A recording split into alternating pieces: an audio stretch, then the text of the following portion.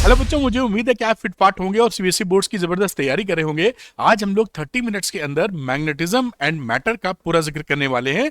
Full chapter in 30 minutes, जबरदस्त तरीके का रिवीजन होने वाला है।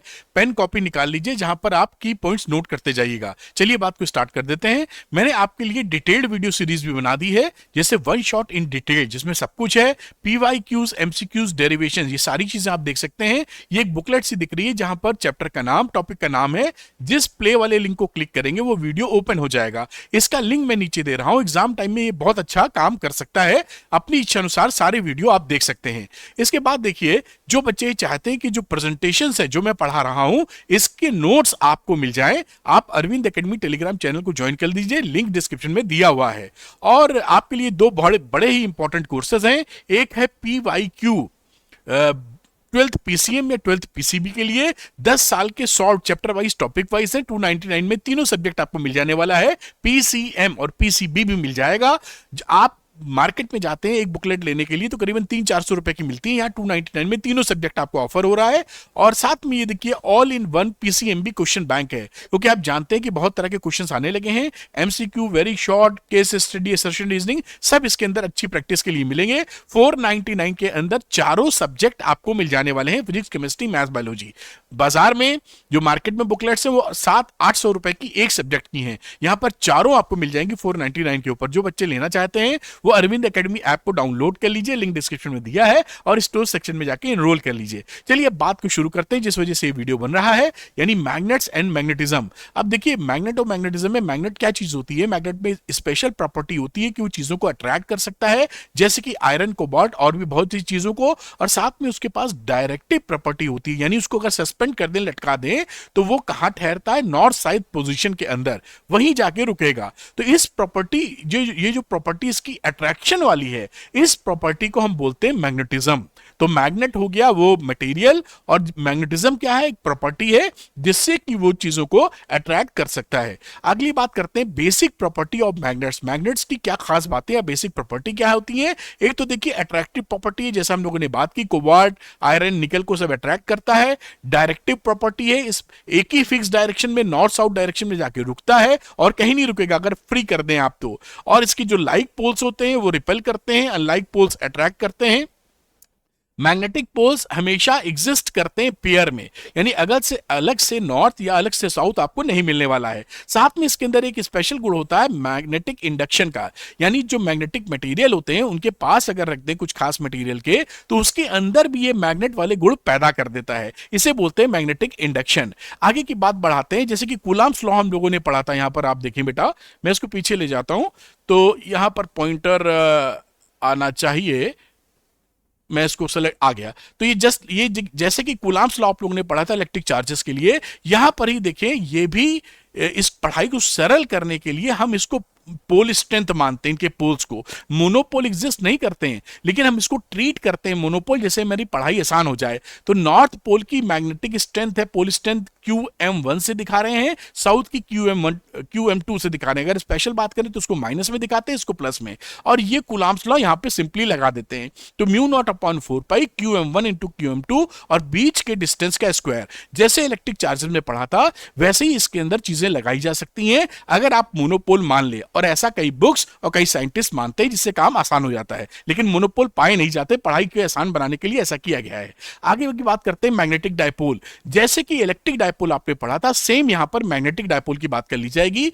तो ये पोल्स के बीच में लेंथ अगर 12 हम ले लेते हैं, तो इसका जो मैग्नेटिक डायपोल मोमेंट होता है m, वो एक वेक्टर क्वांटिटी है। उसकी वैल्यू होती है QM, पोल स्ट्रेंथ और बीच का सेपरेशन। और इसका जो डायरेक्शन है बेटा, वो साउथ से नॉर्थ की तरफ होता है।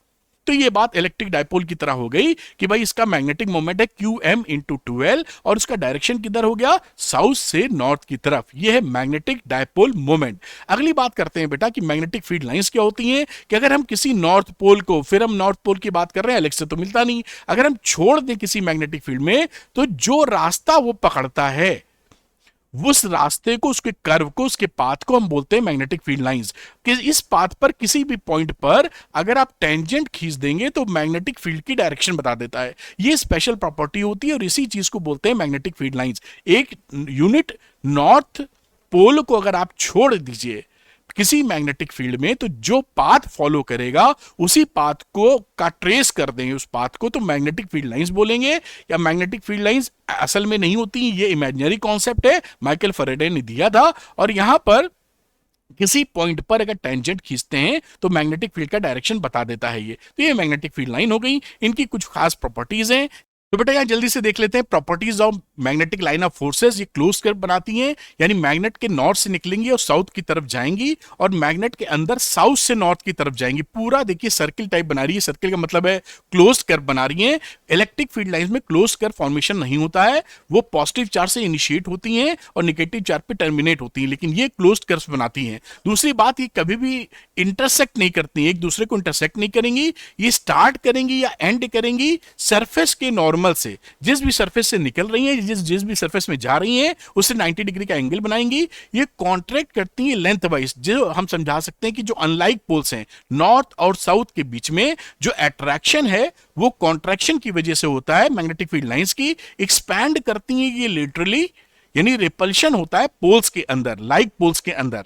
और जहां पर ये इलेक्ट्रिक फील्ड लाइन ज्यादा क्लोज होती हैं, डेंसर होती हैं, वहां पर मैग्नेटिक फील्ड स्ट्रेंथ को हम समझते हैं काफी स्ट्रांग है। और जहां पर रेयर होंगी वहां मैग्नेटिक फील्ड स्ट्रेंथ वीक होगा, वीकर होगा। पोल्स के ऊपर magnetic strength is maximum. Pole north या साउथ पोल के ऊपर मैग्नेटिक स्ट्रेंथ आपको क्या मिलने वाली है, बहुत ज्यादा, या कह दीजिए मैक्सिमम। अगली बात देखते हैं फटाफट।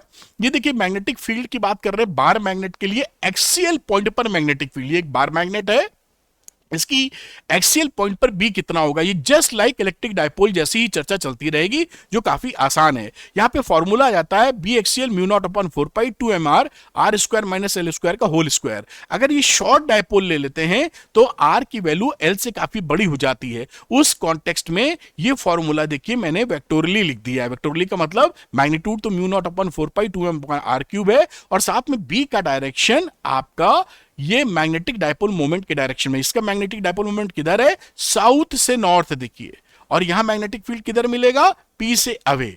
तो ये कहानी यहां पर उसी तरह चल रही है जो इलेक्ट्रिक डायपोल के लिए एक्सियल पोजीशन में चलती थी। दूसरी बात, इक्वेटोरियल की बातचीत हम लोग करें तो इक्वेटोरियल में देखिए फॉर्मूला, इक्वेटोरियल आप जानते हैं परपेंडिकुलर बाइसेक्टर पर कोई पॉइंट मिल जाए तो ये वैल्यू होती है mu naught upon 4 pi 2 mr R square plus L square की पावर 3/2। अगर ये शॉर्ट डायपोल है तो इस R is quite greater than L, वो वैल्यू पुट करेंगे तो बी इक्वेटोरियल मिल जाएगा माइनस साइन के साथ। माइनस साइन क्या दिखा रहा है कि यहां पर ये जो मैग्नेटिक डायपोल का डायरेक्शन है साउथ से नॉर्थ, इसकी अपोजिट डायरेक्शन में बी है, इसलिए माइनस साइन आया है। और mu naught upon 4 pi m upon R cube क्या हो गया, magnetic field at equatorial position. तो ये आपके कोर्स में है, दोनों फॉर्मूले याद रखिएगा, इस पे न्यूमेरिकल बन जाते हैं। मैं साथ साथ आपको बताता चलूंगा कहां न्यूमेरिकल और कहां डेरिवेशन की जरूरत है, वो आप पकड़ते रहिएगा। अगली बात मैं शुरू कर देता हूं टॉर्क पे। अगर किसी मैग्नेटिक डायपोल को आप यूनिफॉर्म मैग्नेटिक फील्ड में रखते हैं तो वो क्या एक्सपीरियंस करता है, टॉर्क।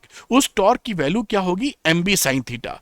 ये थीटा किसके बीच में है, ये m और b के बीच का एंगल होता है। ये देखिए m का डायरेक्शन साउथ से नॉर्थ हो गया और b का डायरेक्शन आपको दिया ही होगा, उनके बीच जो एंगल थीटा है। वेक्टोरियली लिखें क्योंकि टॉर्क एक वेक्टर क्वांटिटी होती है, तो m क्रॉस b इसको लिखा जा सकता है, या मैग्नीट्यूड के लिए mb sin थीटा।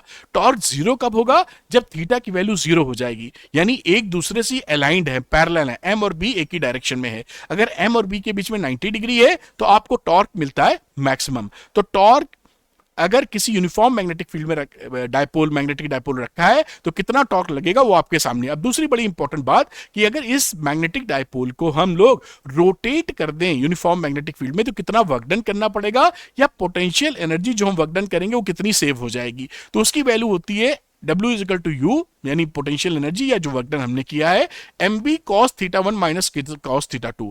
थीटा 1 से थीटा 2 का रोटेशन किया जा रहा है, तो इसको आप पकड़ के रखिए, ये फॉर्मूला बड़ा इंपॉर्टेंट है। और पोटेंशियल एनर्जी ऑफ डायपोल की जब बात की जाएगी तो ये फॉर्मूला होता है माइनस mb cos थीटा या माइनस m डॉट बी।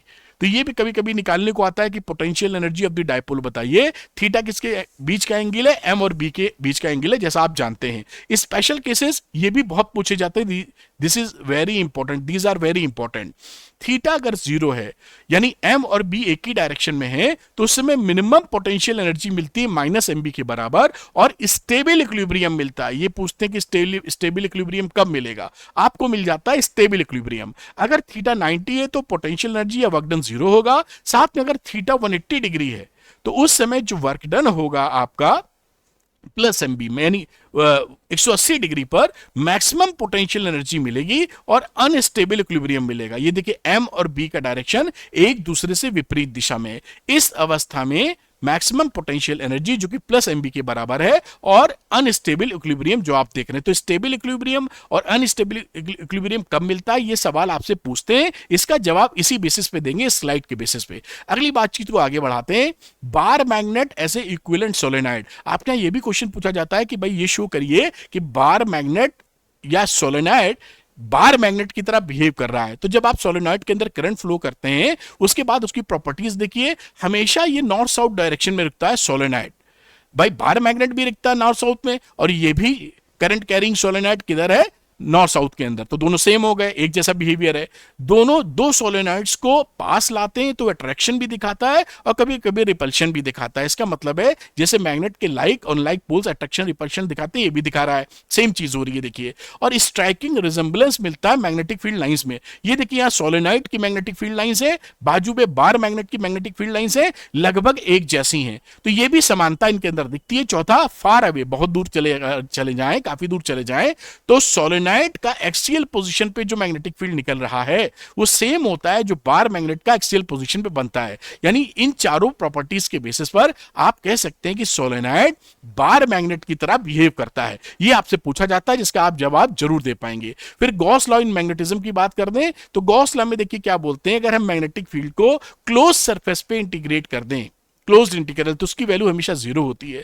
इसका मतलब क्या है कि इसका फिजिकल सिग्निफिकेंस क्या है कि मोनोपोल डू नॉट एग्जिस्ट, यानी अलग से नॉर्थ पोल अलग से साउथ पोल आपको नहीं मिलने वाला। तो ये गॉस लॉ इन मैग्नेटिज्म याद रखिए, कभी कभी पूछते हैं, लिखने को आता है और इसका फिजिकल सिग्निफिकेंस भी आपको मालूम होना चाहिए। अगली बात शुरू करते हैं, कुछ इंपॉर्टेंट टर्म्स है, ध्यान से सुनिएगा, नोट भी कर लीजिएगा, ये काफी कंफ्यूजिंग हो जाते हैं कभी कभी। पहली बात हम लोग कर रहे हैं इंटेंसिटी ऑफ मैग्नेटाइजेशन, कभी कभी इसको मैग्नेटाइजेशन भी कहते हैं। ये मैग्नेटाइजेशन का क्या मामला है, किसी मटेरियल की वो प्रॉपर्टी जब किसी मैग्नेटिक फील्ड में रखो तो वो खुद कितना मैग्नेटिज्म अंदर पैदा कर रहा है उसकी गिनती इससे होती है। तो इंटेंसिटी ऑफ मैग्नेटाइजेशन क्या हो जाता है, एम, उस मटेरियल के अंदर, ये आप मैग्नेटिक फील्ड लाइंस थी, कोई मटेरियल रख दिया, इस मैग्नेटिक फील्ड के अंदर जितना भी डायपोल मैग्नेटिक डायपोल मोमेंट पैदा हो रहा है पर यूनिट वॉल्यूम, उसको हम मैग्नेटाइजेशन कहते हैं। ये देखिए मैग्नेटिक फील्ड लगाया, इसके अंदर इसने खुद मैग्नेटिक फील्ड की वजह से कितना पैदा करने लगा, वो मैग्नेटाइजेशन है। तो M, small M, total magnetic dipole moment इस पदार्थ का, मटेरियल का, और वी इज द वॉल्यूम। आप एम को इंटेंसिटी ऑफ मैग्नेटाइजेशन लिखेंगे तो उसको ध्यान रखिएगा। दूसरी बात, सोलेनॉइड की बात करें तो सोलेनॉइड में जब करंट आप फ्लो करते हो तो जो मैग्नेटिक फील्ड बनती है उसे हम बोलते हैं मैग्नेटाइजिंग फील्ड। मैग्नेटाइजिंग फील्ड का मतलब वही कि जिस फील्ड में आप कोई मटेरियल रखोगे तो वो फील्ड जिसमें रखोगे वो मैग्नेटाइजिंग फील्ड है। तो यहां पर आप जानते ही हैं कि मान लीजिए इस तरह का मैग्नेटिक फील्ड बना, this is known as B naught. ये सोलेनॉइड का एग्जाम्पल लिया जिसे आसानी से समझ में आ जाए।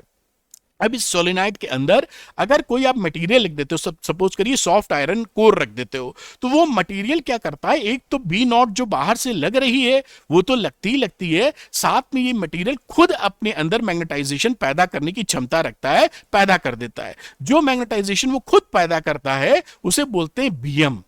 ये मैग्नेटाइजेशन उसकी प्रॉपर्टी उस मटेरियल की जो मैग्नेटिक फील्ड के अंदर आने पे पैदा करता है। तो इसके अंदर टोटल मैग्नेटिक फील्ड अब क्या हो जाता है, जिसे मैग्नेटिक इंडक्शन बोलते हैं, बी नॉट प्लस बीएम। इसको भी ध्यान रखें, बी नॉट है बाहर से लग रही फील्ड, बीएम जो खुद उसने पैदा की हुई है। अब अगली बात और हम कहते हैं कि ये इसकी जो प्रॉपर्टी, इस मटेरियल की जो प्रॉपर्टी होती है जिससे कि बीएम पैदा कर रहा है मैग्नेटाइजेशन, वो डिपेंड करती है किस पे, उसकी मैग्नेटिक इंटेंसिटी पे, इंटेंसिटी ऑफ मैग्नेटाइजेशन पे। तो BM is proportional to M, और एक कांस्टेंट आया था प्रोपोर्शनलिटी, इसे म्यू नॉट बोलते हैं। तो BM is equal to mu naught M. ये सारे टर्म थोड़े से उलझे हुए हैं, नोट कर लेना इसको। म्यू नॉट कहते हैं permittivity of the free space, BM की वैल्यू हो गई वो मटेरियल कितना अपने अंदर इंडक्शन पैदा कर रहा है, और एच होती है मैग्नेटिक इंटेंसिटी। मैग्नेटिक इंटेंसिटी का मतलब जो मैग्नेटाइजिंग फील्ड आपने लगाई थी मटेरियल पे, इसकी इंटेंसिटी क्या है वो H से दिखाई जाती है, और B और H में रिलेशन होता है, ये क्या है, total magnetic field mu naught H plus M, इसकी वैल्यू ये आ जाती है। बहुत अच्छी बात है, नोट करके रखिए, कहीं पूछे बात करेंगे।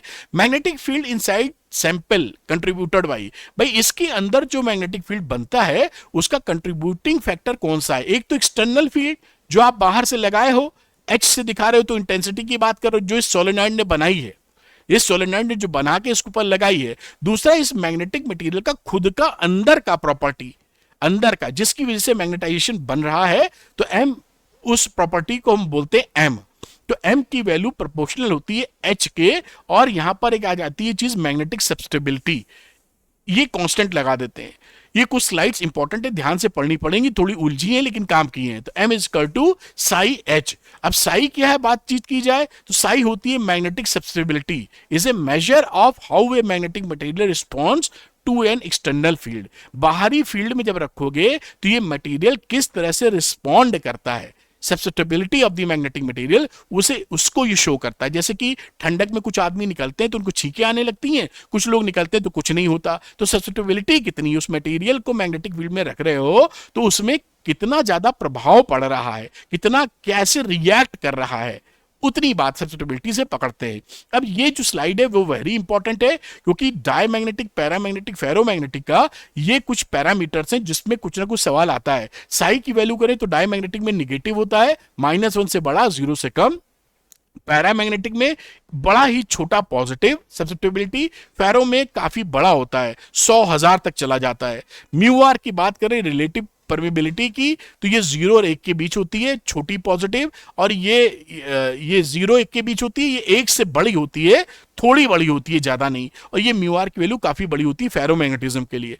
म्यू जो होता है वो जो फ्री स्पेस का म्यू नॉट है उससे कम होता है, ये उससे ज्यादा, ये उससे बहुत ज्यादा। तो इस स्लाइड को जरूर अच्छे से तैयार कर लीजिएगा, आपके बड़े काम की ये पूछी जाएगी। अगली बात करते हैं relation between psi, mu R and mu.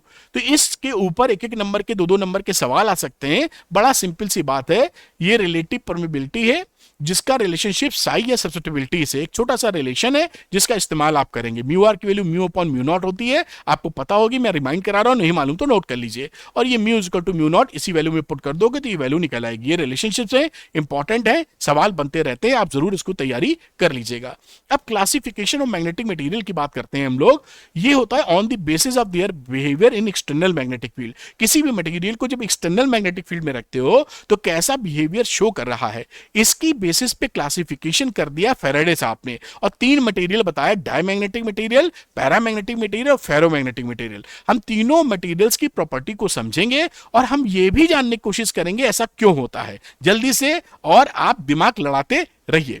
पहली बात कि भाई डायमैग्नेटिक सब्सटेंस किसे कहते हैं? जब किसी मटेरियल को आप एक्सटर्नल मैग्नेटिक, ये नॉर्थ साउथ लगाएं, एक्सटर्नल मैग्नेटिक फील्ड हो गया सपोज करिए, भी एक्सटर्नल मैग्नेटिक फील्ड में रखते हो तो इसके अंदर जो मैग्नेटाइजेशन होता है, थोड़ा सा फेबल बोलते हैं इंग्लिश में, लिखा हुआ है फेबल मैग्नेटाइजेशन होता है इन द अपोजिट डायरेक्शन। ये देखिए कई किताबों में गलत छपा होता है, ये साउथ से नॉर्थ ऐसा बनेगा, ये सही लिखा हुआ है। इसका मैग्नेटाइजेशन किधर है? इस डायरेक्शन में, और मैग्नेटिक फील्ड इस डायरेक्शन में, तो इसके अपोजिट डायरेक्शन में थोड़ा सा मैग्नेटाइजेशन इसके अंदर डेवलप हो जाता है। ये जो मैग्नेटिक, ये जो पदार्थ होते हैं, मटेरियल होते हैं, ये स्ट्रॉन्ग मैग्नेटिक फील्ड को छोड़कर वीकर मैग्नेटिक फील्ड में जाने के लिए ज्यादा इंटरेस्टेड होते हैं, जाते हैं। तो ऐसे मटेरियल्स को हम बोलते हैं डायमैग्नेटिज्म। और ये मटेरियल कौन कौन से हो सकते हैं? कॉपर, लेड, कुछ एग्जांपल्स अगर पूछा जाए, जिंक, टिन, गोल्ड, सिलिकॉन, ये आप एग्जांपल लिख दीजिएगा। एक बड़ी इंपॉर्टेंट बात कि भाई ये इसका जो सब्स्टिट्यूबिलिटी होता है डायमैग्नेटिक मटेरियल का, ये टेम्परेचर से इंडिपेंडेंट होता है। टेम्परेचर आप बढ़ाओ या घटाओ, साइयम, ये निगेटिव होगा साइयम जैसे बात की थी, लेकिन वो बदलता नहीं है। तो टेम्परेचर की डिपेंडेंसी इसकी कुछ नहीं है, किसकी? सब्स्टेबिलिटी ऑफ द डायमैग्नेटिक सब्सटेंस। दूसरी बात करते हैं पैरामैग्नेटिक मटेरियल। अब इन मटेरियल्स को अगर आप एक्सटर्नल मैग्नेटिक फील्ड में रखोगे तो इसके अंदर मैग्नेटाइजेशन उसी डायरेक्शन में डेवलप हो जाता है। ये देखिए साउथ से नॉर्थ इस डायरेक्शन में, बाहर का मैग्नेटिक फील्ड भी इस डायरेक्शन में, और इसके अंदर का मैग्नेटाइजेशन भी इसी डायरेक्शन में, फिबल यानी थोड़ा सा मैग्नेटाइजेशन।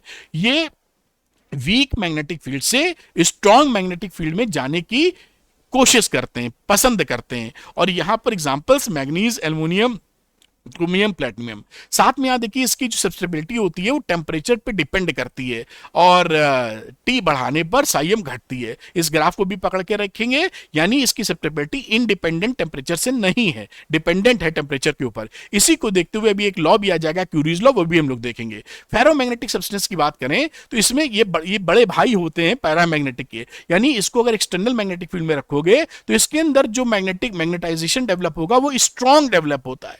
ये साउथ से नॉर्थ की तरफ ये मैग्नेटिक फील्ड लाइंस इसके अंदर से जाना पसंद करती हैं।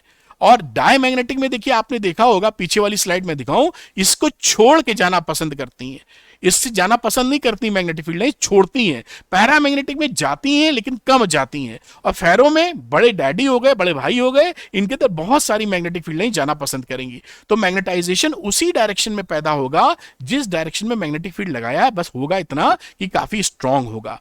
और ये भी डिपेंड करता है टेम्परेचर, डिपेंडेंसी है टेम्परेचर पर। जैसे जैसे टेम्परेचर बढ़ाओगे इस आईएम की वैल्यू इस कर्व के अनुसार चेंज हो जाती है, तो इसको भी पकड़ के आप रखेंगे। अच्छा, इसमें ओरिजिन यानी क्यों होता है ऐसा, अब देखिए डायमैग्नेटिज्म में मैंने काफी चीज इंक्लूड करने की कोशिश की है 30 मिनट्स में, आप इसका फायदा उठाइए। डायमैग्नेटिज्म में क्या होता है, अक्सर ये डायमैग्नेटिज्म पाया जाता है जहां पर पेयर्ड इलेक्ट्रॉन्स होते हैं जिन मटेरियल्स में। तो पेयर्ड इलेक्ट्रॉन में देखिए एक इलेक्ट्रॉन ये, एक इलेक्ट्रॉन ये, तो इनका परमानेंट डायपोल मोमेंट नहीं होता। जब एक्सटर्नल फील्ड में नहीं रखते हो तो परमानेंट डायपोल मोमेंट इनके एटम का नहीं होता। एक इलेक्ट्रॉन देखिए इधर चक्कर मार रहा है इस तरफ, तो दूसरा चक्कर मार रहा है इस तरफ, अपोजिट डायरेक्शन में, एक दूसरे के डायपोल मोमेंट को किल कर देते हैं। लेकिन जब एक्सटर्नल फील्ड में लगाते हो, जैसे कि एक्सटर्नल फील्ड देख रहे हो ना, ये बी लगा है, तो इसका इस तरफ वाला डायपोल मोमेंट जो कि बी की डायरेक्शन में वो घट जाता है, और जो इसकी अपोजिट डायरेक्शन में मैग्नेटिक मोमेंट होता है वो बढ़ जाता है। तो इस मोमेंट और इस मोमेंट में देखिए क्या हुआ, डिफरेंस हो गया 2 डेल्टा एम का, यहां लिखा हुआ है। ये डिफरेंस किस तरफ है, ये अपोजिट टू द बी है, बी इधर है और नेट इसका डिफरेंस ऊपर की तरफ है। This is the behaviour, this is the logic जो समझाया गया है कि इसके अंदर एक अपोजिट मैग्नेटिक मोमेंट डेवलप हो जाता है, वो इस तरह डेवलप हो रहा है, उनका डिफरेंस 2 डेल्टा एम के हिसाब से, जैसा आप यहां पर देख पा रहे होंगे इस फोटोग्राफ में, इसके रिवोल्यूशंस के बेसिस पे। तो ये थ्योरी है जो डायमैग्नेटिज्म को समझाती है। दूसरी बात करते हैं पैरामैग्नेटिज्म। ये पैरामैग्नेटिक जो मटेरियल होते हैं इनके एटम्स का या मॉलिक्यूल्स का परमानेंट मैग्नेटिक मोमेंट होता है, एज ए सब्सटेंस नहीं होता है। देखिए ये सकता मैग्नेटिक मोमेंट है, ये किस वजह से होता है, या तो अनपेयर्ड इलेक्ट्रॉन्स है, या एक इलेक्ट्रॉन चक्कर मार रहा है, दूसरा इलेक्ट्रॉन अपोजिट डायरेक्शन में चक्कर है, लेकिन वो उसको किल नहीं कर पा रहा है, कैंसिल नहीं कर पा रहा है एक दूसरे को। तो यहां पर परमानेंट मैग्नेटिक मोमेंट मिलते हैं, लेकिन ये रैंडम बिहेवियर रखते हैं किसी मटेरियल में, तो उसका नेट मैग्नेटिक मोमेंट नहीं आता, एक एटम या एक मॉलिक्यूल का आएगा। लेकिन जैसे ही एक्सटर्नल फील्ड में आप लगाते हुए देखिए, एक्सटर्नल फील्ड में लगाया, ये अक्सर कोशिश करते हैं उसी डायरेक्शन में अलाइन करने के, जिससे मैग्नेटिक मोमेंट इसमें डेवलप हो जाता है उसी डायरेक्शन में जिस डायरेक्शन में मैग्नेटिक फील्ड लगाया गया है। ये एक्सप्लेनेशन किसका है, पैरामैग्नेटिज्म क्यों होता है, थ्योरी बिहाइंड इट। अब तीसरी बात कर लेते हैं, अच्छा पहले क्यूरीज लॉ जान लेते हैं। जो क्यूरीज लॉ है ये पैरामैग्नेटिक सब्सटेंस के लिए होता है। जैसा मैंने बताया था कि इसकी जो सब्स्टिबिलिटी होती है वो इसके टेम्परेचर के इनवर्सली प्रोपोर्शनल होती है। यहां देखिए इसे ही बोलते हैं क्यूरीज लॉ। ये सी होता है यहाँ पे क्यूरी कांस्टेंट, और साइएम में सब्स्टिबिलिटी ऑफ मटेरियल, टी है एब्सोल्यूट टेम्परेचर, जैसा आप समझ पाए। ध्यान रखिएगा ये पैरामैग्नेटिक सब्सटेंस के लिए होता है। आगे की बातचीत करते हैं, इसका ओरिजिन क्या है। अगली बात, ओरिजिन फेरोमैग्नेटिज्म का। तो फेरोमैग्नेटिज्म को हम लोग डोमेन थ्योरी के बेसिस पे समझाते हैं। डोमेन थ्योरी क्या चीज होती है कि जो परमानेंट मैग्नेटिक मोमेंट कैरी करते हैं एटम, वो एटम अपने साथ भीड़ इकट्ठा कर लेते हैं, यानी उस तरीके के एटम जो जिस डायरेक्शन में मैग्नेटिक मोमेंट लगा रहे हैं सब एक साथ आ जाते हैं, और ये बन जाते हैं डोमेन। जैसे कि यहां पर एक डोमेन ये है, एक डोमेन ये है, एक डोमेन ये है। ओवरऑल सब्सटेंस में नेट डायपोल मोमेंट नहीं मिलता क्योंकि डोमेन एक दूसरे को कैंसिल कर रहे होते हैं। तो डोमेन क्या हो गया, एक तरह के बहुत सारे बच्चे जो एक ही तरह की व्यवहार रखते हैं। जैसे सिंगर है तो 100 सिंगर एक साथ आ जाएंगे, क्रिकेटर है तो 100 क्रिकेटर, 100 पढ़ने वाले एक साथ आ जाएंगे। उस तरह से ये डोमेन बना लेते हैं। अब डोमेन में होता क्या है, देखिए कि जब अनमैग्नेटाइज सैंपल होता है तो डोमेन का नेट इफेक्ट होता है 0। देखिए इसका नेट इफेक्ट हो गया 0। लेकिन अगर जब वीक मैग्नेटिक फील्ड में आप रखते हो, इसके एक्सटर्नल फील्ड लगाया वीक, तो जो डायरेक्शन जिस डोमेन का डायरेक्शन इसकी डायरेक्शन में होता है वो इनलार्ज कर जाता है, जैसे कि ऊपर वाला देखिए इनलार्ज कर गया, बाकी डिमिनिश्ड हो जाते हैं, छोटे हो जाते हैं, ग्रो कर जाता है डोमेन जो उसी डायरेक्शन में है, तो आपको मैग्नेटिक मोमेंट दिखने लगता है। दूसरा, अगर स्ट्रॉन्ग मैग्नेटिक फील्ड लगा दिया, बहुत तगड़ा मैग्नेटिक फील्ड लगाया, उसके अंदर मटेरियल रख दिया, तो ये सारे डोमेन्स रोटेट कर जाते हैं, घूम के इसी डायरेक्शन में आ जाते हैं, और यहां पर क्या हो जाता है, मैग्नेटिक मोमेंट डेवलप हो जाता है। तो ये थ्योरी है, कौन सी थ्योरी है, domain theory. Domain theory ferromagnetic material को समझाने के लिए। यहां पर देखिए इस फेरोमैग्नेटिक मटेरियल के नया लॉ आ जाता है जिसे बोलते हैं मॉडिफाइड क्यूरीज लॉ, या आप इसे बोलते हैं क्यूरी वेस्ट लॉ। याद रखना दोनों नाम एक ही है। ये क्या होता है, फेरोमैग्नेटिक मटेरियल को जब आप टेम्परेचर बढ़ाते जाते हैं तो एक पॉइंट ऐसा आता है जहां पर फेरोमैग्नेटिक मटेरियल पैरामैग्नेटिक मटेरियल में चेंज हो जाता है। उस टेम्परेचर पॉइंट को बोलते हैं हम लोग क्यूरी पॉइंट या क्यूरी टेम्परेचर। ये देखिए लिखा हुआ है, वो क्यूरी टेम्परेचर या क्यूरी पॉइंट होता है जहां पर फेरोमैग्नेटिक मटेरियल पैरामैग्नेटिक मटेरियल में चेंज होता है, और उस पैरामैग्नेटिक मटेरियल रीजन में ये लॉ लगने लगता है कि सब्सट्रेबिलिटी होती है C dash T minus T C. T है टेम्परेचर जो कि ज्यादा हो चुका है अपने क्यूरी टेम्परेचर से। तो ध्यान रखिएगा, क्रिटिकल टेम्परेचर अलग चीज होती है, क्यूरी टेम्परेचर अलग चीज होती है। ये मॉडिफाइड क्यूरीज लॉ है, किसके लिए, फेरोमैग्नेटिक मटेरियल के लिए। तो ये बात भी पकड़ पाए होंगे शानदार तरीके से। अब प्रॉपर्टीज देख लेते हैं सब्सटेंसेस की, बड़ी इंपॉर्टेंट है, इसलिए मैंने टेबुलर फॉर्म में आपके सामने रख रहा हूं, जैसे एक ही साथ डायमैग्नेटिक, पैरामैग्नेटिक, फेरोमैग्नेटिक का आप स्टडी कर सके। पहली बात, ये जो डायमैग्नेटिक सब्सटेंस होते हैं इनमें फिबल मैग्नेटाइजेशन, फिबल मतलब बहुत थोड़ा सा, फीबल मैग्नेटाइजेशन अपोजिट डायरेक्शन में डेवलप होता है। पैरामैग्नेटिक में फीबल मैग्नेटाइजेशन है उसी डायरेक्शन में, और फेरोमैग्नेटिक मटेरियल क्या होते हैं, पैरामैग्नेटिक के बिग डैडी हैं, बिग पापा हैं, तो ये स्ट्रांगली मैग्नेटाइज होगा उसी डायरेक्शन में। दूसरी प्रॉपर्टी देखते हैं, ये रिपल्ड बाय मैग्नेट होते हैं, ये फिबली अट्रैक्टेड होते हैं पैरामैग्नेटिक वाले, और ये स्ट्रांगली अट्रैक्टेड होते हैं फेरोमैग्नेटिक वाले। अगली बात देखते हैं कि अगर हमारे पास लिक्विड है कोई, तो जो हमारा डायमैग्नेटिक वाला लिक्विड है वहां पर अगर हम मैग्नेट लगाएं, मैग्नेटिक फील्ड डेवलप करेंगे, तो लिक्विड उसको छोड़ देगा, खिसक जाएगा, क्योंकि ये स्ट्रॉन्गर मैग्नेटिक फील्ड से वीकर मैग्नेटिक फील्ड में जाने की हमेशा कोशिश करते हैं। लेकिन पैरामैग्नेटिक वाले स्ट्रॉन्ग मैग्नेटिक फील्ड पसंद करते हैं, जैसे ही मैग्नेटिक फील्ड लगाओगे ये उसकी तरफ और इसका उठ जाता है लेवल, क्योंकि पसंद करते हैं स्ट्रॉन्ग मैग्नेटिक फील्ड में आना। और यहां पर भाई जो फेरोमैग्नेटिक मटेरियल होते हैं वो लिक्विड होते ही नहीं, तो यहां लिक्विड की बातचीत करना बेमानी हो गई। अगली बातचीत करते हैं कि भाई अगली प्रॉपर्टी क्या है, कि अगर हम इसको लटका दें, इस मान लीजिए मटेरियल लिया और सस्पेंड कर दिया ऐसा कि वो हॉरिजॉन्टली मूव कर सके, तो हमेशा ये किस डायरेक्शन में आके रुकेगा, परपेंडिकुलर डायरेक्शन में। जो मैग्नेटिक फील्ड है ये यही कोशिश करता है कि वीकर रीजन में रहे, तो वीकर रीजन कहां मिलता है, परपेंडिकुलर डायरेक्शन में, तो डायमैग्नेटिक सब्सटेंस परपेंडिकुलर डायरेक्शन में रुक जाता है, ये एक्सेस पे अलाइन हो जाता है, ये पसंद करता है स्ट्रॉन्ग रीजन में रहना। तो पैरामैग्नेटिक अलाइंड होगा लेकिन धीरे से अलाइंड होगा, जबकि फेरोमैग्नेटिक बहुत तेजी से अलाइन होगा, मतलब सट से घूम जाएगा और किस डायरेक्शन में आ जाएगा, जिस डायरेक्शन में मैग्नेटिक फील्ड आपका है, ये उससे 90 डिग्री में, ये उसी डायरेक्शन में जिस डायरेक्शन में मैग्नेटिक फील्ड था। दूसरी बात करते हैं, जैसा मैंने समझाया कि diamagnetic stronger to weaker magnetic field की डायरेक्शन में मूव करना चाहते हैं, और ये पैरामैग्नेटिक वीकर से स्ट्रॉन्ग और फेरामैग्नेटिक वीकर टू स्ट्रॉन्ग बहुत तेजी से, रैपिडली जिसे आप बोल देते हैं। अगली बात हम लोग देखते हैं बेटा कि इसकी जो परमेबिलिटी होती है म्यू, वो 1 से कम होती है, ध्यान रखना ये। और म्यू आर की वैल्यू कितनी हो गई, 0 और 1 के बीच में, और म्यू होती है 0, म्यू नॉट से छोटी। डायमैग्नेटिक की बात कर रहा हूं। पैरा की बात करेंगे तो म्यू आर की वैल्यू होती है 1 से बड़ी, और 1 से ज्यादा बड़ी नहीं, थोड़ी। ये एप्सिलॉन क्या है, वेरी स्मॉल पॉजिटिव नंबर, और इसकी जो म्यू की वैल्यू होती है ये म्यू नॉट से ज्यादा होती है। म्यू नॉट क्या है, वैक्यूम या फ्री स्पेस का परमेबिलिटी, और म्यू आर की वैल्यू 1 से काफी बड़ी होती है, 100 तक 1000 तक चली जाती है फेरोमैग्नेटिक सब्सटेंस के लिए। और बेटा सब्सटेबिलिटी की बात करें तो डायमैग्नेटिक के लिए नेगेटिव वैल्यू होती है, छोटी नेगेटिव वैल्यू, और इसके लिए छोटी पॉजिटिव वैल्यू, जैसा दिखा है क्यूरीज लॉ लिखा है नीचे। और इसमें सब्सटेबिलिटी काफी बड़ी होती है, 100 1000 तक, और ये मॉडिफाइड क्यूरीज लॉ या क्यूरी वेस्ट लॉ इसके अंदर लगता है। डायमैग्नेटिक लिक्विड की बात करें तो अगर आप नॉर्थ सीधे देखिए, पोल्स पे ज्यादा मैग्नेटिक फील्ड होता है, इसलिए हमेशा वीकर मैग्नेटिक फील्ड में, यानी बीच में ये हीप दे देगा, इकट्ठा हो जाएगा। पैरामैग्नेटिक क्या करेगा, उसको स्ट्रॉन्ग रीजन में जाना पसंद है, यहां पर स्ट्रॉन्ग रीजन है क्योंकि पोल्स पे ज्यादा स्ट्रॉन्ग मैग्नेटिक फील्ड होता है, खसक जाएगा, बीच में क्या गड्ढा पड़ जाएगा, और लिक्विड होता ही नहीं फेरोमैग्नेटिक में, तो इसमें तो मूव करने की कोई बातचीत रही नहीं। अब आगे की बात देखते हैं कि इस सब्सटेंस में मैग्नेटिक लाइन ऑफ फोर्स दूर दूर होती है देन इन एयर।